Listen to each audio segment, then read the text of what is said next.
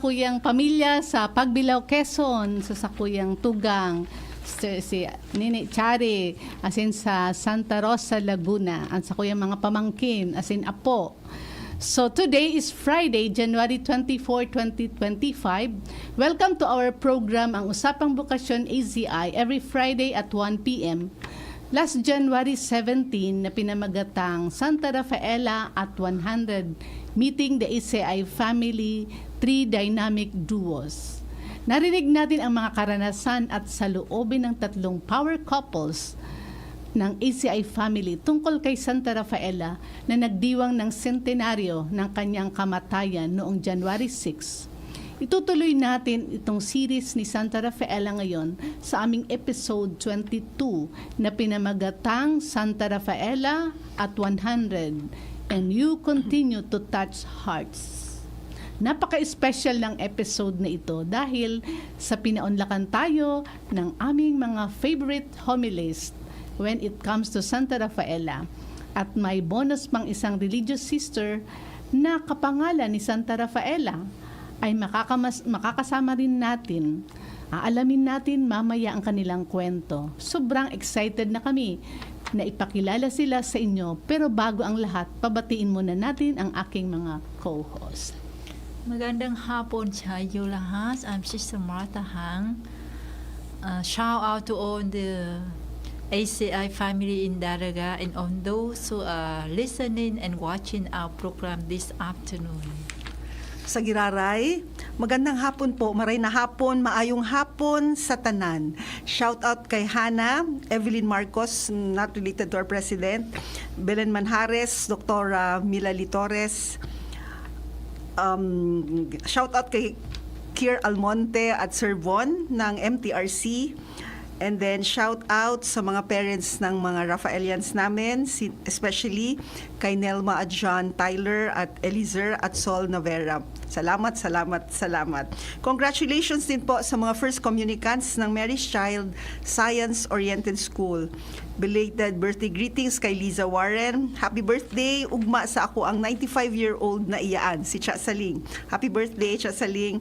Shout out po sa akong bibo, very thoughtful na pag-umangko na si Kate. Shout out sa lahat ng sumusuporta sa programang Usapang Bukasyon ACI, labi na ang ako ang papa. Ang episode ngayon ay third of the 4 series of episodes in honor of Saint Rafaela. Today's episode indeed is full of surprises. Santa Rafaela at 100, and you continue to touch hearts. Abangan dahil kaabang-abang po talaga ang aming mga guests at topic sa hapon na ito. Okay, at ito na ang ating mga kagalang-galang na mga panauhin sa hapong ito ay 2 pogi at batang-batang pero mga banal na mga pari at isang madre na kapangalan ni Santa Rafaela at tiyak kung kasing busilak ni Santa Rafaela ang kanyang puso. Welcome po, and please introduce yourselves, fathers and sisters.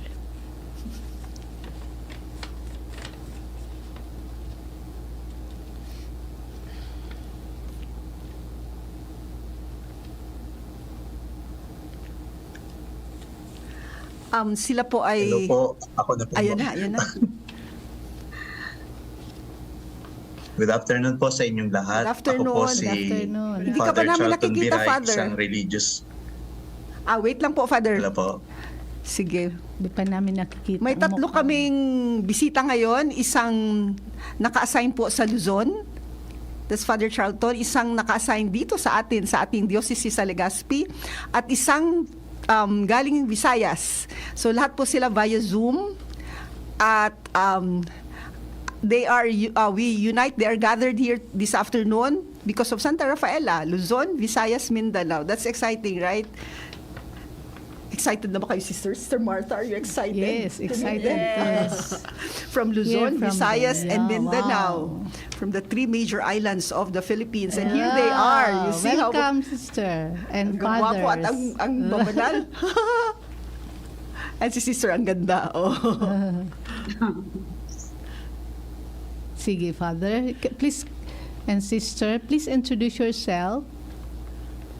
Sinong mauna? Father Charlton. Ready na? Hello po, good afternoon po sa lahat ng viewers at listeners natin dito sa Usapang Bokasyon ACI. Ako po si Father Charlton Biray, isang religious priest mula sa Servants of Charity.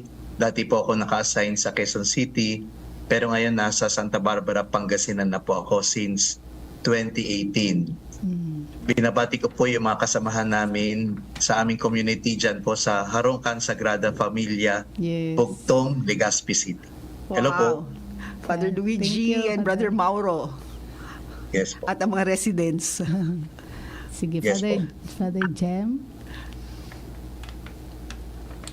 At magandang hapon po sa lahat. Father Jem Penetrante po ng Diocese of Legazpi. I'm a diocesan priest, also a Carmelite tertiary. Joining you po from here, dito po sa Legazpi. Pinapakikilala namin ang Chancellor ng aming diocese ng Legazpi, si Father Jem. Speaking it. Sister Rafaela. Our dear sister. Hello po, good afternoon po sa lahat ng nanonood dito sa Usapang Bokasyon. Maupay nga tulog, magandang hapon po. Si Sister Rafaela ay isang Rafaela formator. from the community of the Franciscan Handmaids of the Lord here in Palo Leyte. And I would like to greet also the sisters, APHL sisters, and friends, and all those watching at this moment. Thank you very much po. Welcome. Novice mistress po si Sister. Tama, Sister, no? Formator po siya. Aspirant po at postulant. Aspirant as Ah. postulant formator po. Opo. Sige. Wala palang Mindanao. Ako pala yung nagre-represent ng Mindanao. Welcome, fathers and sister. Welcome. Thank you po. Apo. So can you share with us your connection, friendship, or relationship with the ACI sisters and how this eventually led you to Santa Rafaela po? Thank you. Who wants to start? Very Father fun. Charles, you want to start? Siguro, Ako po, pinakamatagal. Pinakamatagal na relasyon. Unahin natin. Pumasok po ako sa Servants of Charity noong 1994 at yung seminaryo po namin malapit po sa kumbento ng mga ACI sisters sa Tandang Sora. Pero nung around year 2000, doon ko po unti-unting mas nakilala ang mga sisters kasi minsan po sinasama po kami ng mga pari namin na magsimba sa kanila. Yun din po yung nagiging venue ng recollections namin sa lugar po nila. Tapos po nung 2007 na-ordain po ako, mas napadalas na po ako doon sa ACI kasi po nagmimisa, hearing confessions and other events. Tapos po October 9, 2010, na-invite po ako ni Sister Ned. Doon ko sa first vows ni Sister Amabel and Sister Trin, and at the same time, na final vows ni Sister Elena to preside over the Mass. Kinabahan po ako kasi hindi naman po ako Jesuit. Sila po kasi ay Ignatian Spirituality. So, nagbasa po ako noon kay Santa Rafaela. Then after po noon, na-invite po ako ulit, if I'm not mistaken, from the first invitation, 7 times po ako nag-preside doon sa profession ng mga sisters po nila. So, Mahal na mahal ko po ang Santa Rafaela at ACI community. 8 years po na akong novice mistress sa Tandang Sora at taon-taon yan si Father Charles ang aking suking taga-preside at homilies po. Except kung hindi siya available kaya naghanap ako ng ibang pari. Father Charles, salamat doon sa sabi mo 7 times, so 7 taon. Thank you po, Sister Ned. always available. Huh? Thank you. Si Father Jem? Yes po. Ako naman po, after college, actually towards the end of college, na-recruit po ako ni Father Xavier Olin, who is now the present provincial of the Jesuits here in the Philippines. Ako po noon ay nasa UP Manila at alam naman po ninyo na nasa PGH po yun. Ang chaplaincy ay hawak ng mga Jesuita. So ako po ay naakit ni Father Francis Alvarez. Sabi ko, gusto ko yung ginagawa mo sa PGH, gusto ko rin maging Jesuita. And then I joined them sa pre-novitiate po sa Cagayan de Oro, munang makasturya tag gamay lang kaayong ang Bisaya. Tapos nandoon po ako sa pre-novitiate for 2 years, pero after po nun, I decided to leave and enter the diocesan priesthood dahil yun yung nakita kong akma sa akin. At saka bata pa po ako noon. I was 20 years old to 22. I was in CDO.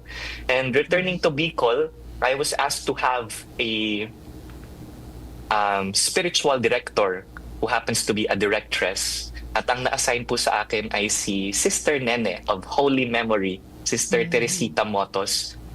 My first encounter with the ACI sisters was in Varsity Hills dahil nga kapag ka nasa vocation direction program ng mga Jesuits, dinadala sa mga malapit na simbahan, tapos nakikita namin sila sa mga recollection doon sa bahay nila sa Pentecost.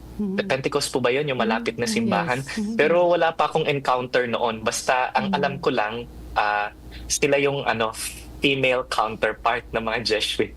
So, pero later, nung na-assign po sa akin ako kay Sister Nene as her directee, tuwang-tuwa po ako kasi sabi ko, hindi ako mahihirapan dahil nga na-mold na ang aking pag-iisip sa Ignatian spirituality. Sabi ko, ay salamat, ma-assign ako sa makakaunawa at mauunawaan ko din.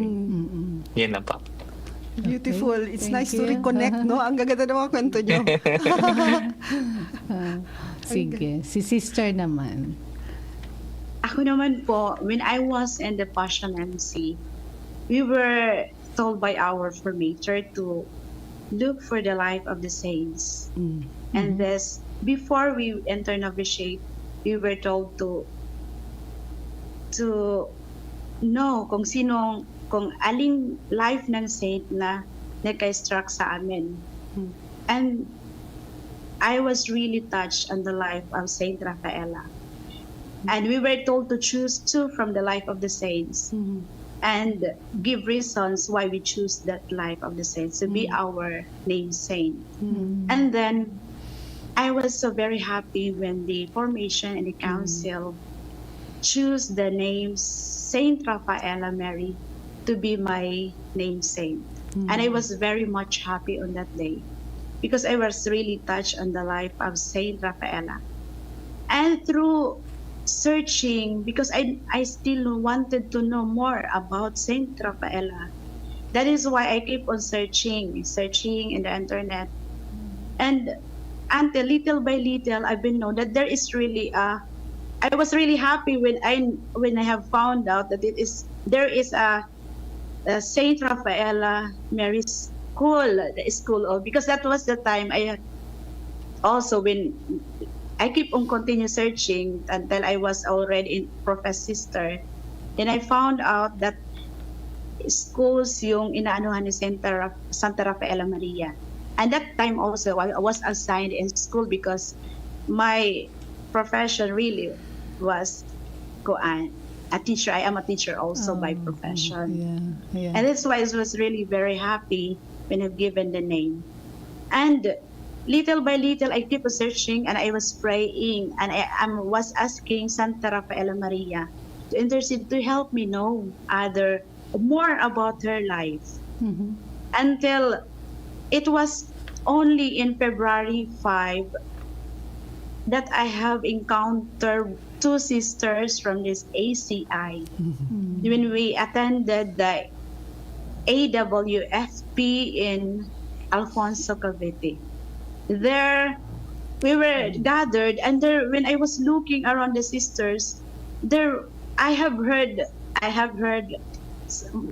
some sisters saying the Handmaids of the Sacred Heart or the ACI sisters. So that is the congregation founded by Saint Rafaela.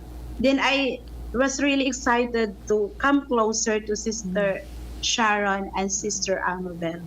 That was my very first encounter with the 2 from the ACA sisters.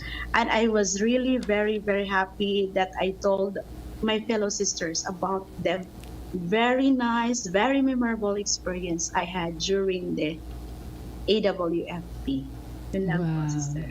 Others. Amazing, no? And it all happened during the parang around the centenary of Santa Rafaela on her 100 death anniversary. Tapos nagkatipon-tipon tayo ngayon in her name.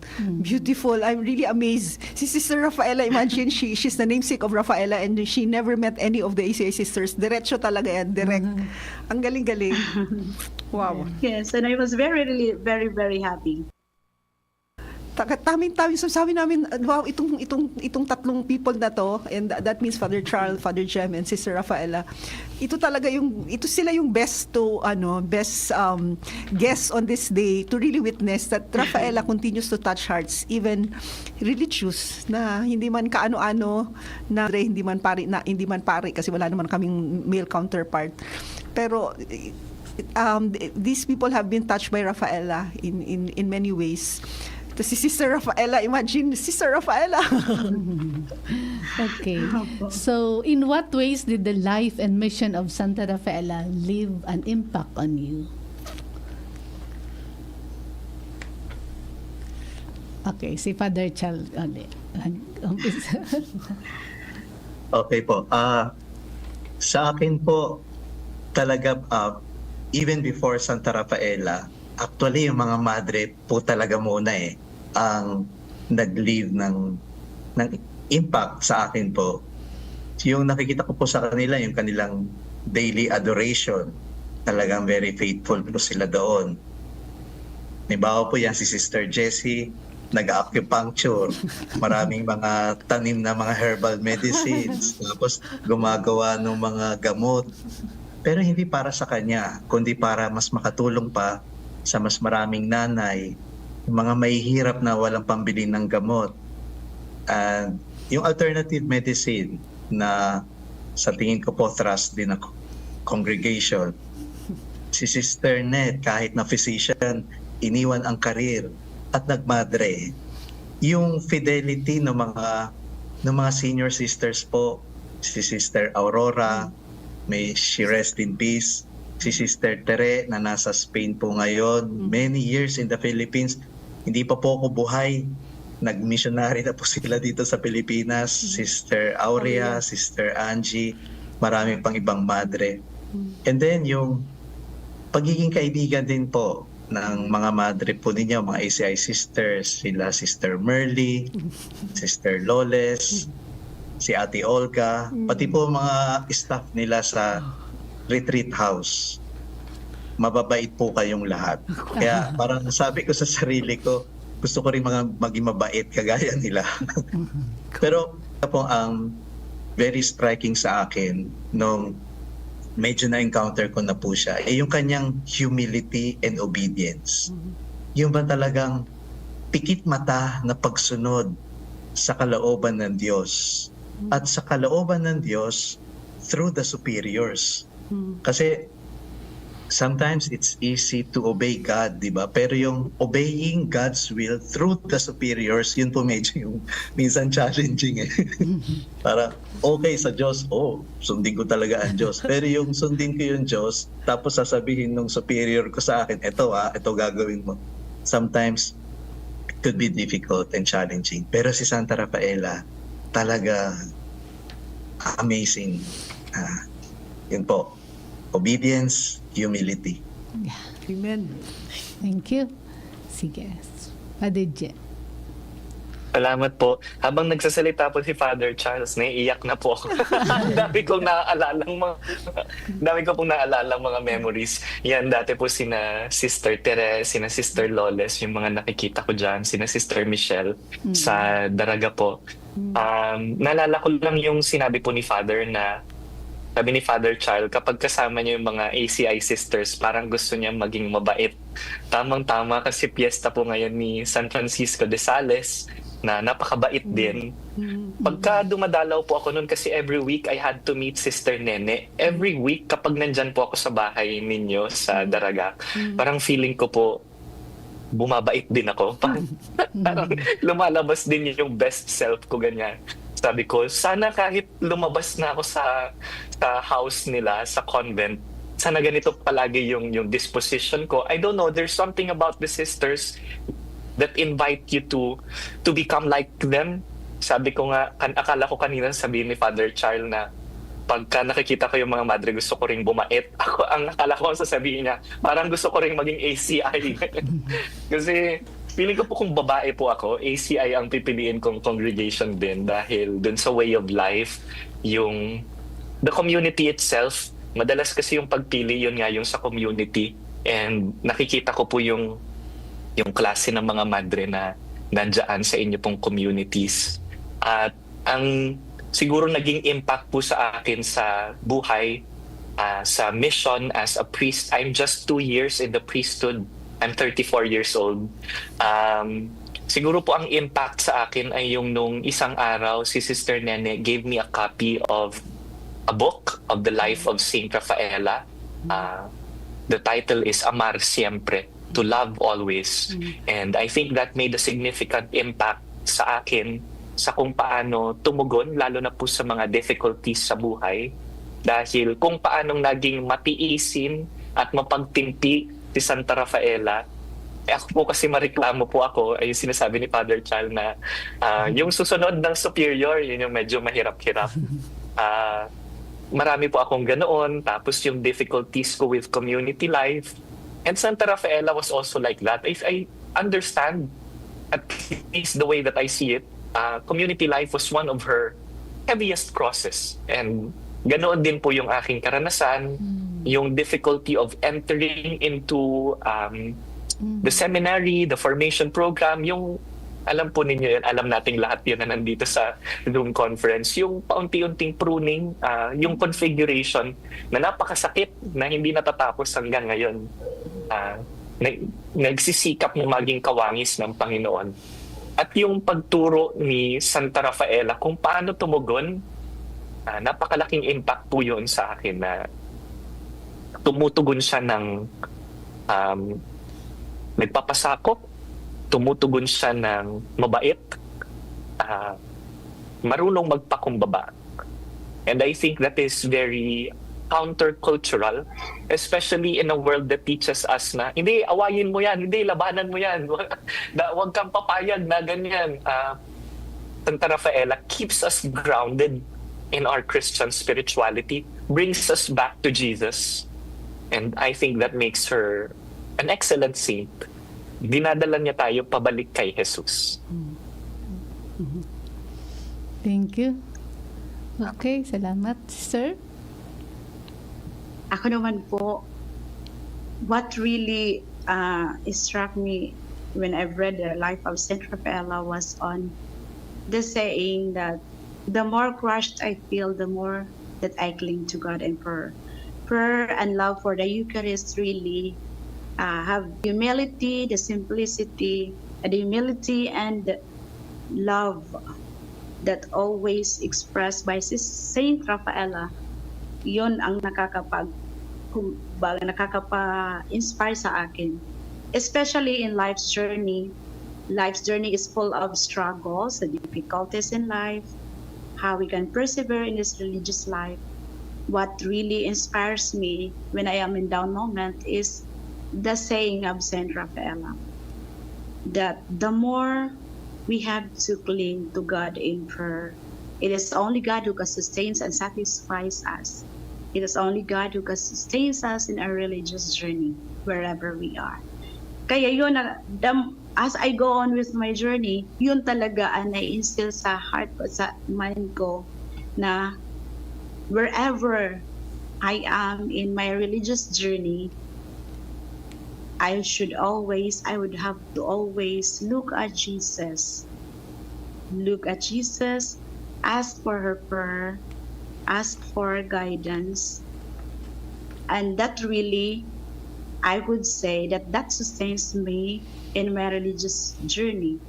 My being close. That is the inspiration I get from Saint Rafaela.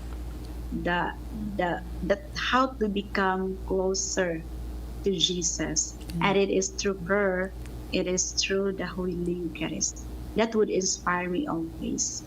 That in the many sayings of Sister Rafael actually that I have found also, I have seen in a magazine about that inspired me also when Pope Francis have said that in her visit, a surprise visit to pray before Saint Rafaela on January 2, 2017, that Pope Francis said that I came to give thanks to Saint Rafaela Mary for all the good she did for me. The reading of her life many times helped me in a very difficult moment.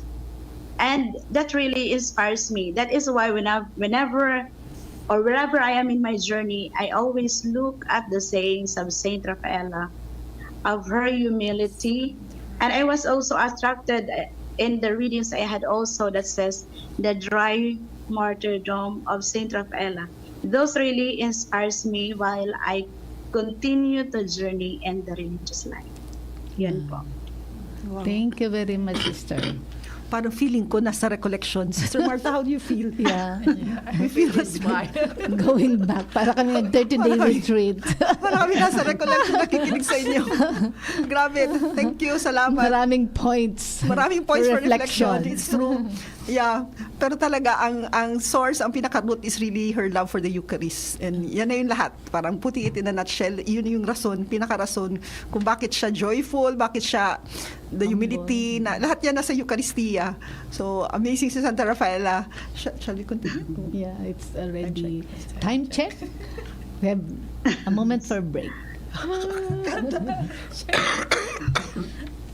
Very beautiful answer. I An cannot say. oras hatod sa Indokang. Hatid po sa atin ng RightMed dahil gusto ng RightMed na gumaling kayo. Optin Lutein Capsule. Alagaan ang paningin sa tulong ng Optin. Kitang-kita ang kalusugan ng mata. United Home C-Tab. Basta C-Tab. Nagawang Unilab. Plemex. Pag may ubo o hika, Plemex agad. Basta lagundi, Plemex. Experience New Star Online for a chance to enjoy exciting daily rewards and bonuses. Have fun. Take it easy. Promo runs until December 31, 2026. EGLD reference number MKTG-2026-0949. Gambling is for persons 21 years old and above only. Gambling can be addictive. Know when to stop. Email responsiblegaming@pagcor.ph. Jericho Rosales po. Ibang level na tayo. For liver health, Silimarin plus multivitamins Liverade Pro. I take it every day with proper diet and exercise. Ang Liverade Pro ay maaaring makatulong sa proteksyon ng atay at support and aid sa treatment ng chronic inflammatory conditions tulad ng fatty liver. Mag-liver up na! Silimarin plus multivitamins Liverade Pro. Silimarin plus multivitamins is the generic name of Liverade Pro. If symptoms persist, consult your doctor. Proteksyon at tulong sa atay, Liverade Pro. May Silimarin, may multivitamins pa. Liver up na tayo with Liverade Pro.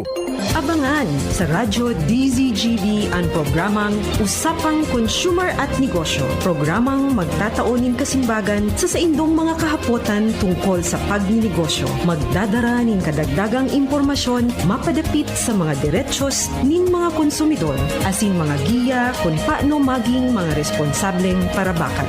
Usapang Consumer at Negosyo.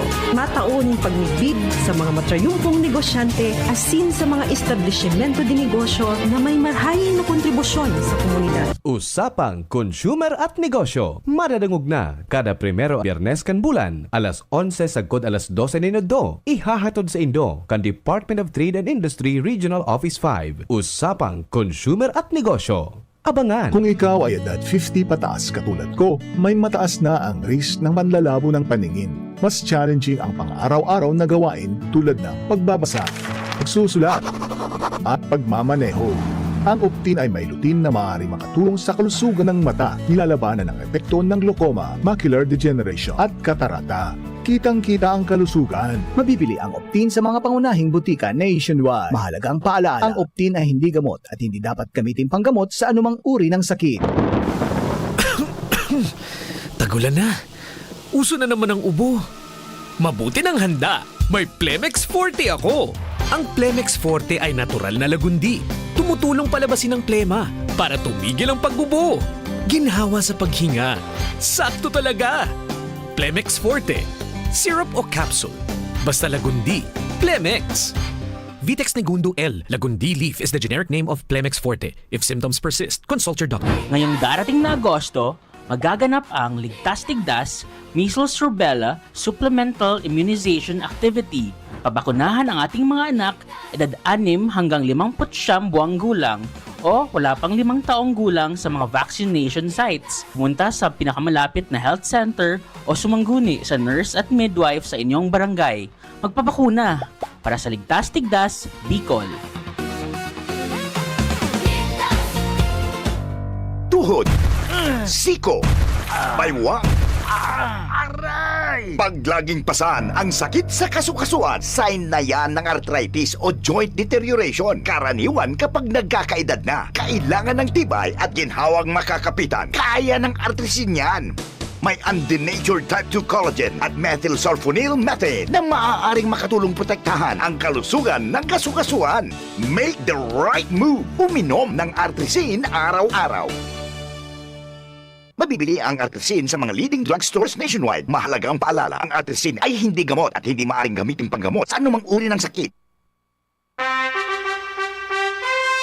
Attention! Attention!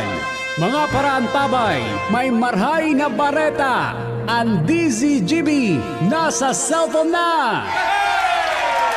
Yes po! Madadangog na ang DZGB sa saindong mga cellphone. Sa katuyuhan,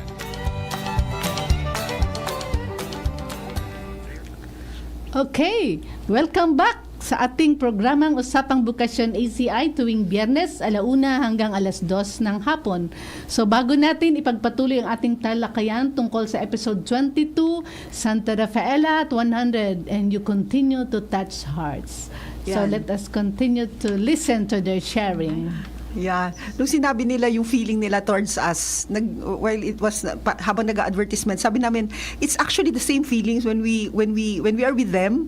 It's the feeling of ang bait-bait naman ng mga to. That's why we describe you as mga gwapo at mga banal na pare. Kasi that's how we feel about you, towards you. And sister also, kahit ngayon ko lang na-meet si sister, nung kami, we had a talk a few days back. And then, it's the same feeling, na parang yun, gustong bumait. So, kasi of course, the witnessing of, sabi nga, we heard it somewhere, I cannot remember kung sinong pare nagsabi na parang something like, the witnessing of his disciples, parang is a clear sign, parang is a way also to encounter God. Is a way to know God through his witnesses, yung witnessing. At grabe yung witnessing nyo po, fathers and sister. Yung witnessing nyo na may Diyos nga talaga kasi nandito itong mga nilalang na to.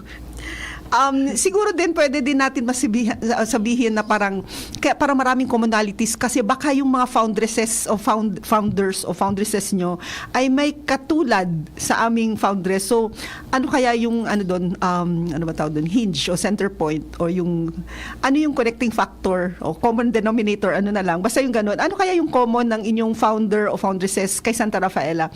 We consider also Father Jem as a religious kasi he's a tertiary Carmelite tertiary. Yan. Yeah. So lahat po kayo religious. So valid po ang question na ito sa inyong tatlo.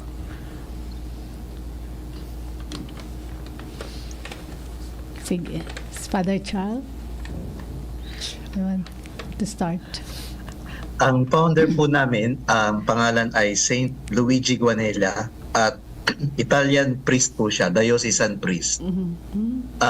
Somehow na-exile po siya kasi meron siyang inner calling nung time na yon na tumulong talaga at mag-alaga ng mga special children, elderly, sick, youth, ganyan. Kasi po nung time na yon may civil war sa Italy.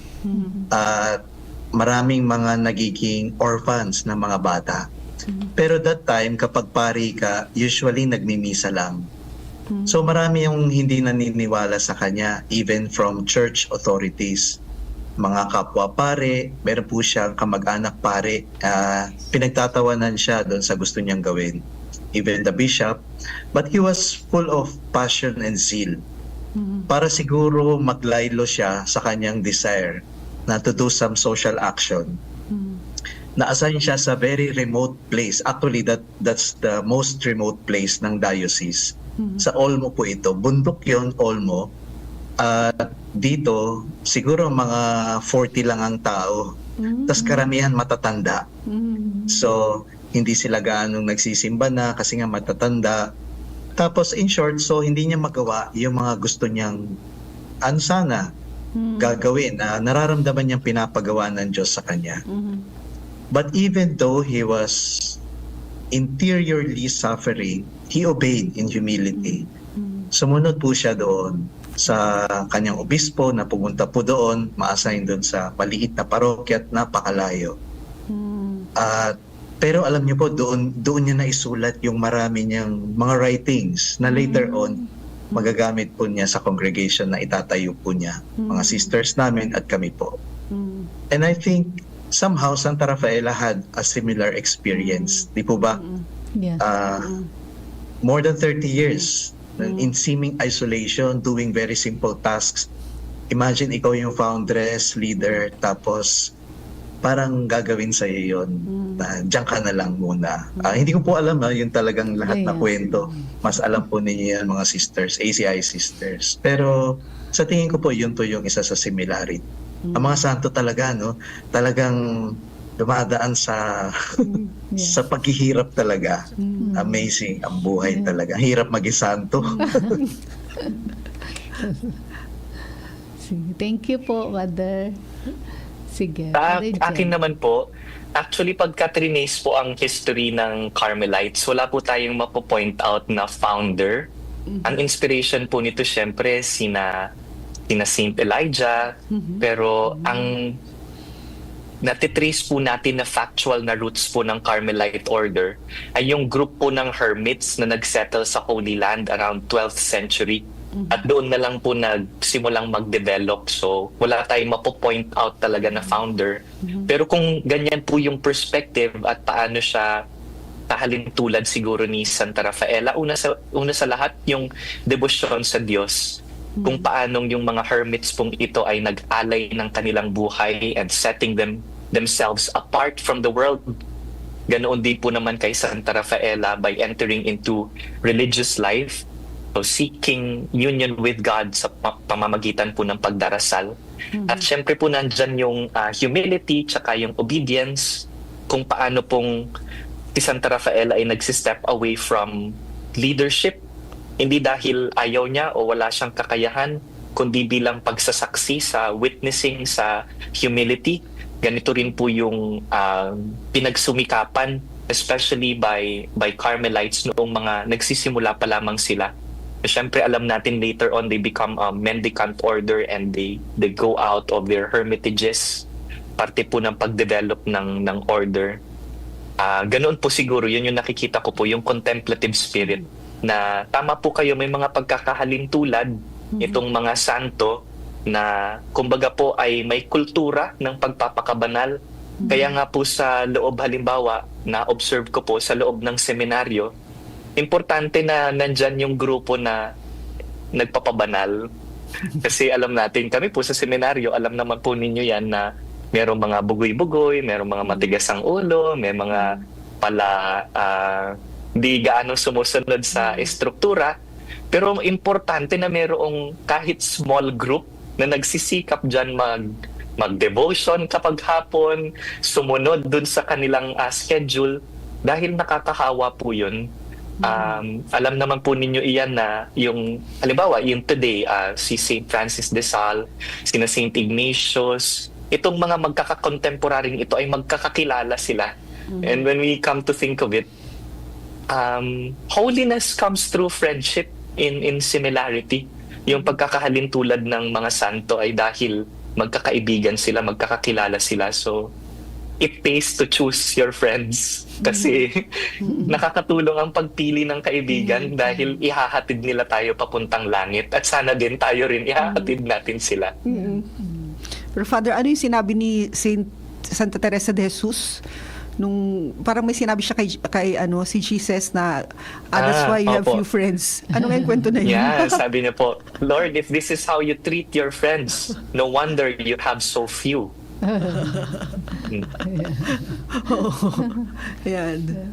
Thank you. Okay, thank you, Father Jem. Sister? Ako naman po, our community is having in this Franciscan spirituality. We have the Franciscan spirituality. And our founder was the late first Archbishop of the Archdiocese of Palo. And what I have seen in them, the values that they had on the love for the prayer, the love for the Eucharist, the humility, and serving. Opo. Kasi, and Saint Rafaela also have the same, the humility and the love for prayer, the love for the Eucharist. And still continue serving through the way we live. That because we do not have a particular apostolate, but the way we live, the way we go to our apostolate, the way we live in our community, we radiate it to the people we meet outside. So that the humility that would always serve us as inspiration, the humility, the love for the Eucharist, the love for her. Yun po. Thank you.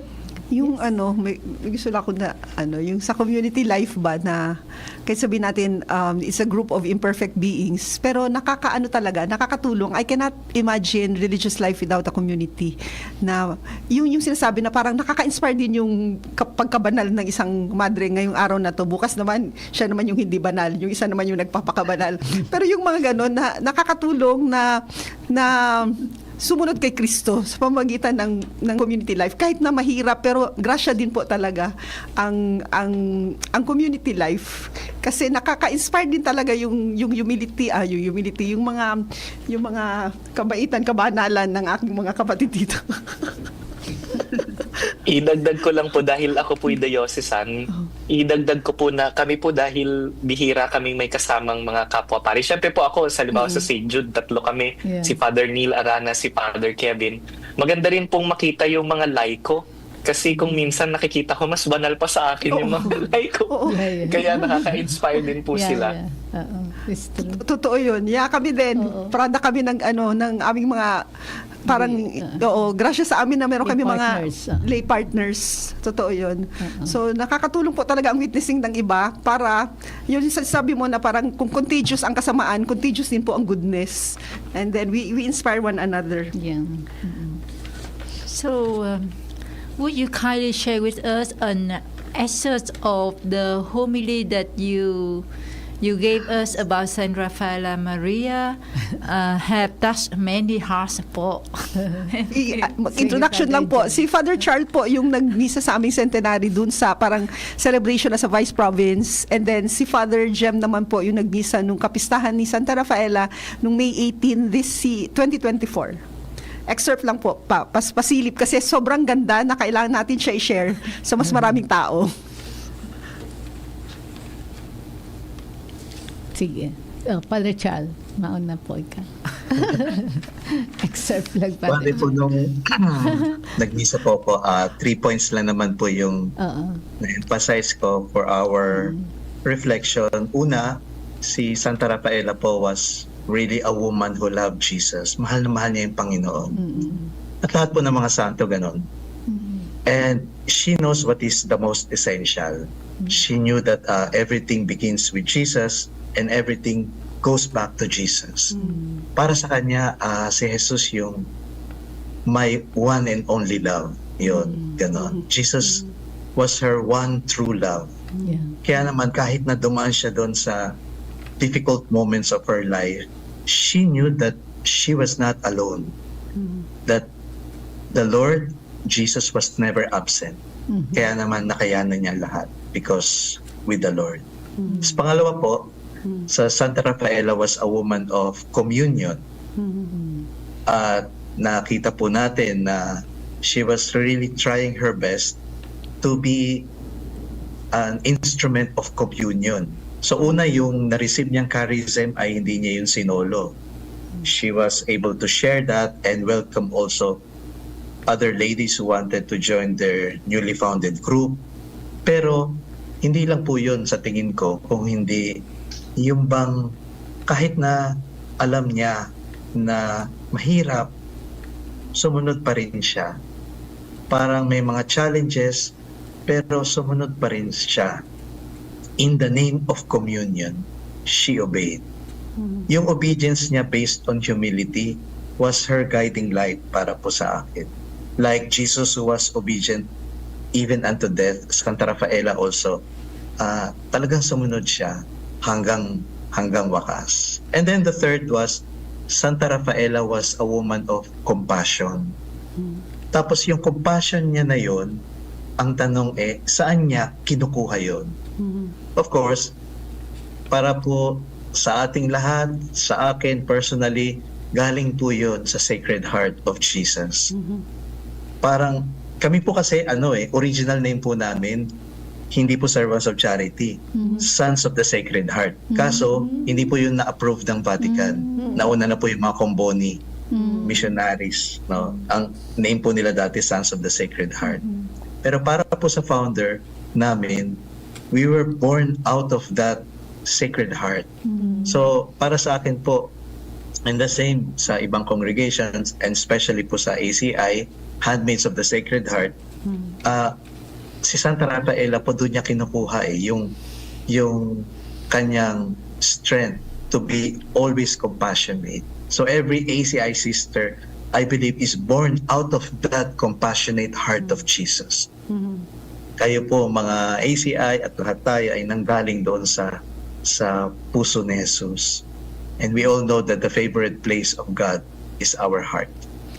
So what matters most is our heart. Kaya po, sana ibigay natin, kagaya ni Santa Rafaela, yung puso natin sa Panginoon, sa mga tao na naghihintay ng ating pagmamahal.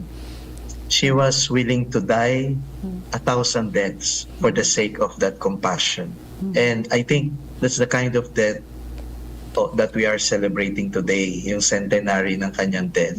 A death to oneself so that she can bring the compassionate heart of Jesus to every person that she encounters. A death that inspires, a death that gives life. Thank you. Amen. Dilexit nos. Sige, si Father Jem naman. Maganda po pag ikalawa ka palagi kasi taga-comment lang ako sa homily sa sinabi ni Father Char. Okay na po yung Father, yung sa inyo na lang. Maganda yung sinabi ni Father na ang favorite place ni God ay yung ating puso. Kaibigan ko po pala si Father Christian na nandyan din po sa Bugtong. Yung akin naman pong homily ay simple lang yung kanya pong outline. So, sinimulan ko po ito dun sa pagkakwento na nung seminarista nga po ako ay nakapagbasa ng libro, yung To Love Always, Amat Siempre.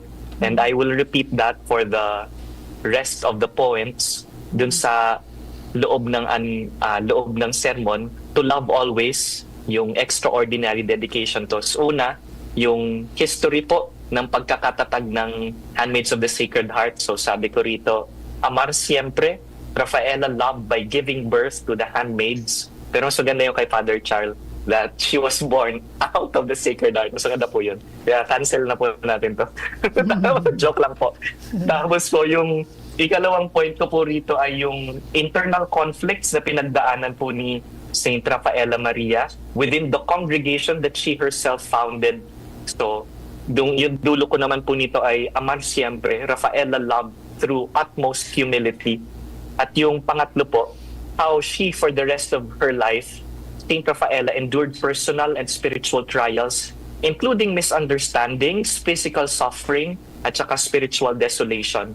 So, Amar Siempre, Rafaela imitated the love of the Sacred Heart. Tinapos ko po ito sa pag-share nung, yun nga, how I was accompanied in my own difficult times. Alam po ito ni Sister Nene lahat. At saka yung mga madring kasama niya noon na kapag ka Miyerkules at nandyan ako sa convent sa Daraga, hindi matatapos yung session na hindi ako umiiyak. Kaya uuwi po ako sa seminaryo, namumula yung mata, basang-basa na naman yung mata dahil palagi akong parang kinukusot ni Sister Nene. How Sister Nene was a present witness during my difficult times in seminary. Nandoon siya at nakita ko kung paanong tinutulungan ako ni Sister Neme na tumulad doon sa halimbawa ni Saint Rafaela. And I mentioned at that time na during a challenging time, I was able to borrow a relic of Saint Rafaela Maria and I kept it in my room.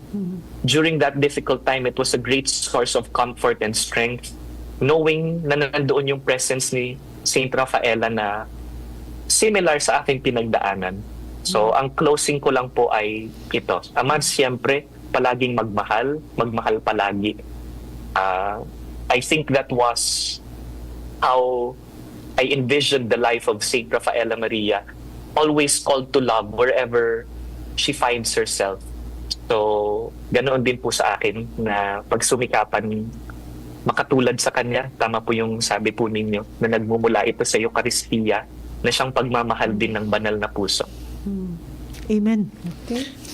So, salamat sa inyong inspiring homily.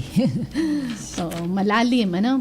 So, ang bilis ng oras, kaya bago tayo magpaalam, gusto naming marinig sa inyo ng your final words or message to our young people searching for God's will. Okay. Father Cha? Kasi may appointment yata. Susunod lang po ako lagi kay Father Cha. Baka si Sister po pwedeng final words. You can promote also your congregation po, Oo. Father, Sister. Yeah.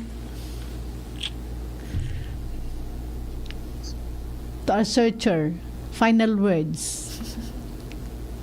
Father Ako Cha. na po. Yeah. Sorry. Para po sa mga kabataan na parang may nararamdaman na gustong ipagawa ang Diyos sa inyo, subukan po ninyo. Pakinggan ang sinasabi ng Diyos.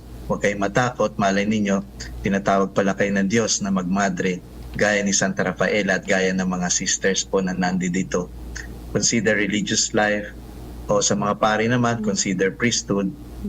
At gusto ko po magpasalamat sa mga madre kasi po hindi po madali ang pagmamadre.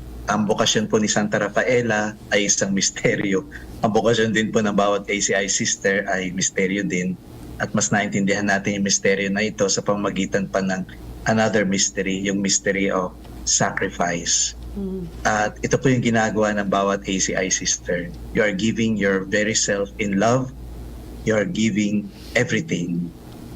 At maaaring hindi namin alam ang inyong mga sakripisyo, pero alam po ito ng Panginoon. Through your hidden sacrifices and pains, you have become another Santa Rafaela. Kayo po si Santa Rafaela ngayon.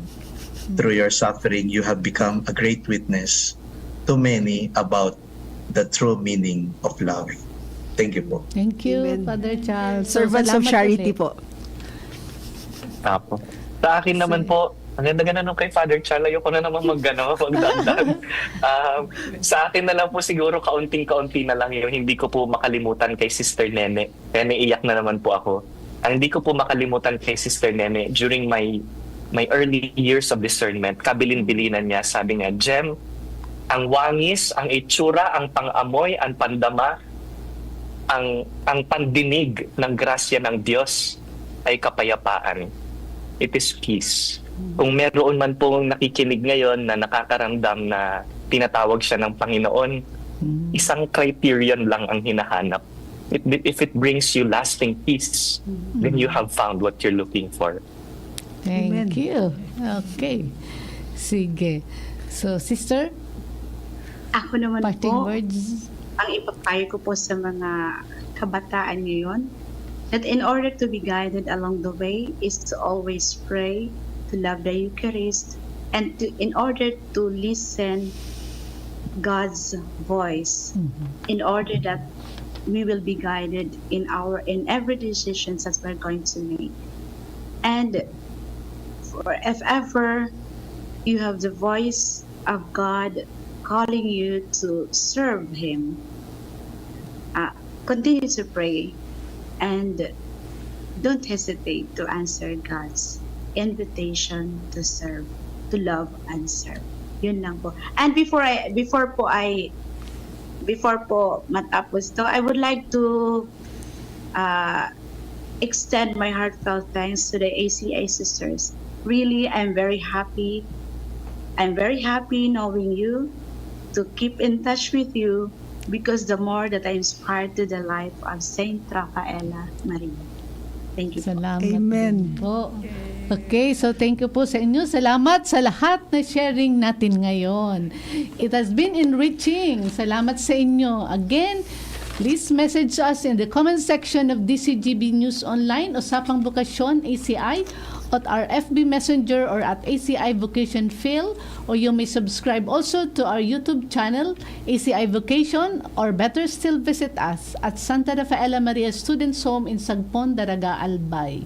Muli po kaming nagpapasalamat sa inyong lahat na sumusubaybay sa programang Usapang Bukasyon, ACI bawat Biyernes ng hapon, 1:00 hanggang 2:00 sa radio station ng DCGB News Online. Salamat sa ating mga bisita ngayong hapon, Father Chelton Viray, SDC, Father Jem Penetrante, at Saint Rafaela Mary Kalumag, FHL, at ang inyong mga lingkod, Sister Jessie, Sister Net, Sister Marta. Salamat po at hanggang sa muli. See you next Friday. Amen. Thank you. Thank you. Thank you very much.